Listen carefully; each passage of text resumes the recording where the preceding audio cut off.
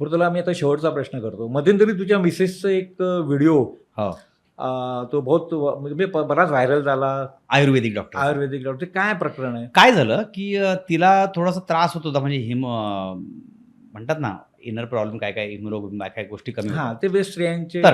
तर तिने एक म्हणतात ना आपण सेकंड चान्स म्हणून ना आयुर्वेदिक डॉक्टरचं एका तिच्या मैत्रिणीने नाव सजेस्ट केलं. हां, ती तिच्याकडे गेली, मी नव्हतो घरी, तिच्याकडे गेली. तर तिने काहीतरी बोलली की आपण रक्त टेस्ट करायला लागेल, रक्त शोषण प्रक्रिया असं काहीतरी म्हणालेली. हां. ते करूया. मी यातलं काय, मला काहीच माहिती नव्हतं. पण जेव्हा नंतर मला कळलं, मी गेलो, ती बोलली की मला चक्कर आहे, तू ये लवकर, कुठे आहेस? मी नंतर गेलो, तेव्हा मला कळलं रक्त शोषण म्हणजे तिने ब्लड टेस्ट करायला, ते आपलं पॉट असतं ना, माहिती आहे. हां, कॅप्सूल हां. अर्ध पॉट तिने रक्त काढलं होतं. अरे बापरे! आणि बघितलं कसं असं, तोपर्यंत माझ्या बायकोचं हिमोग्लोबिन कमी झालं, ती न चेक करता ती आडवी पडली, डायरेक्ट चक्कर हॉस्पिटलमध्ये ॲडमिट.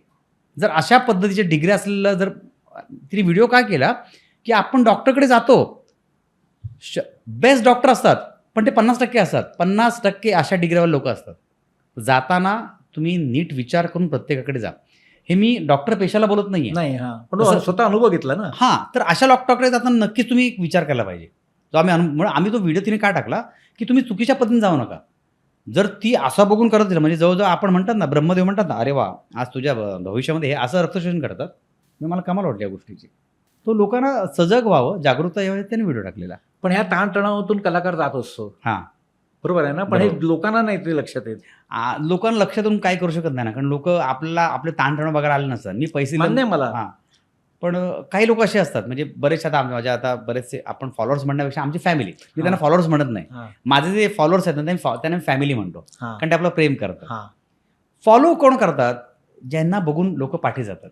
हां. आपल्याला पाठी जात नाही, आपल्या सोबत राहतात, आपल्या सुखदुःखात, ते आपली फॅमिली आहेत. सो कित्येक फॅमिली आहेत ना, जे आमच्या सुखदुःखात म्हणजे व्हिडिओ पडतात ना, ते सांगतात असं करा, तुम्हाला काय लागलं तर आम्हाला सांगा. हां. सो हे प्रेम आहे ना, हे प्रेम तुम्हाला तेव्हाच मिळतं जेव्हा तुमच्यामध्ये काहीतरी एक लवचुंबक गोष्ट असते. करेक्ट. सो ते पण गोष्ट घडतेच की. Correct. सोशल मीडियाचा तसाही फायदा आहे. तसंही आहे. की जसं ट्रोल पण होतात, तसे चांगल्या पद्धतीने सांगणारे लोक आहेत. जसं आपण म्हणतो ना कडू गोड, तसे दोन्ही अनुभव असतात ना. आपण कसं घ्यायचं ते तुम्ही ठरवायचं. येस. आता आपण रॅपिड फायर घेऊया. Yes yes. सलाम करो सलाम की चाकवा. सलाम करो सलाम. मग तू थोडं एका ओळीमध्ये याचं एक्सप्लेन केलं तरी हो, चालेल. याचं सलाम करो सलाम या करता, कारण ती एकांकिका होती आणि म्हणजे मी दालम्या कॉलेजला होतो आणि युनिव्हर्सिटीची कॉम्पिटिशन होती. आम्ही आदल्या दिवसापर्यंत टॅक्स फ्री नावाची एकांकिका करत होतो रिहर्सल, आणि ती कॅन्सल केली कारण आमच्यातला एक ॲक्टर फार चुकायचा आणि शिवदास घोडके डिरेक्टर होते. अरे अच्छा. तर ना ते म्हणाले, म्हणजे आता मी भ च ज्या भाषेमध्ये सांगितलं की बंद करूया, फालतुगिरी झाली तुमची, बंद करा. हां. आणि मी मनात म्हटलं की बस बरं झालं, मला कंटाळा आला होता सगळ्या तालीम करून, तेच सुटलो. आणि दुसऱ्या दिवशी कॉम्पिटिशन होती, कॉलेजचं इज्जत बिज्जत जाईल. तर आमच्या काही हौशी तरुणी असतात ना, सर पण आपल्या कॉलेजची एंट्री गेलेली आहे, आपण करायला पाहिजे. तर मी म्हटलं कशाला मारायला बोलतो, जाऊ दे ना आता, म्हटलं इथे मेलोय म्हटलं आपण तालीम करून. नाही सर, आपल्या कॉलेजची नाव खराब होईल, तुम्ही करणार का, तुम्ही करणार का, सगळे करणार का, म्हटलं मला विचार करणार का, तर सगळे म्हटलं ना, आपला पर्याय नव्हता ना. हो हो म्हटलं मी. तर मला असं वाटलं का मरताय तुम्ही, का करता, हो म्हटलं संपवा ना विषय, म्हटलं हा नाही ते थांबा. ते 2 तास गेले आणि तिने सलाम करून सलाम नावाची एकांकी आणली. सांगितलं एकदा वाचली, हां आता हा रोल तू करायचा, हा रोल करायचा. आणि मला मेन लीड दिला हो. आणि मी तिथेच ना ताप आला मला. म्हटलं उद्या एकांकी काय, आता काय करायचं आहे, नाही करायचं, जा घरी पाठ करा, हे मोमेंट जा करा. तर मला ना समोर अंधारी झाली हो.